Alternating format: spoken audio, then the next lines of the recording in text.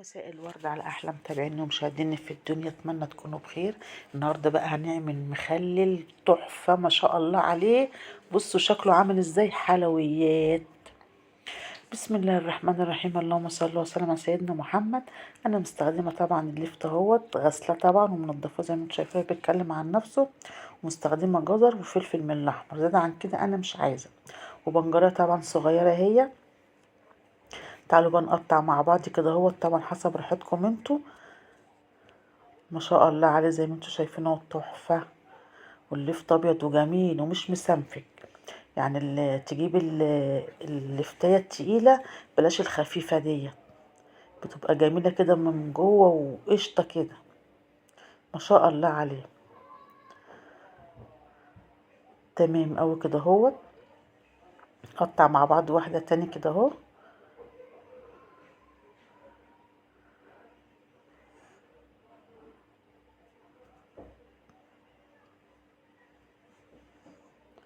احنا طبعا هنسهل على بعض كل حاجه.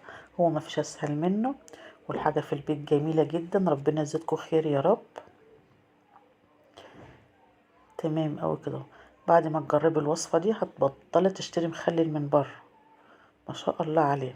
طبعا الجزرية نقطعها اهوت، طبعا غسلاه ومقشرة زي ما انتوا شايفين. طبعا التقطيع ده حسب راحتكم انتوا. تمام اوي كده. ما شاء الله عليه. نجيب بقى الفلفل الاحمر بتاعنا الجميل دوت. نقطعه كده قطع صغيرة. انا عايزة ريحة ونكهة، وبرضه هيديكي ايه، تست عالي اوي في المخلل. تعالوا بقى نعمل المحلول بقى، عشان انا عايزة ايه، انا طبعا مسخنة مية. بس مش هحطها سخنة طبعا، استنى لما تبرد، بس هنقع فيها ايه، اللفت. وحط عليها معلقة من الشطة، ودي حسب راحتكم انتوا. واحط 5 معالق كبار من ملح. يعني فوق العادي كده بحدوقية، حاجات بسيطة. هرجع تاني واحط برضو ملح. ومعلقة من الخل. تمام اوي. تعالوا بقى ايه نقلب كده، انا هعمله ايه بشكل عشوائي كده اهوت، يعني ايه اشكله مع بعض كده وارصه في البرطمان اهوت. بسم الله الرحمن الرحيم. هرصه كده.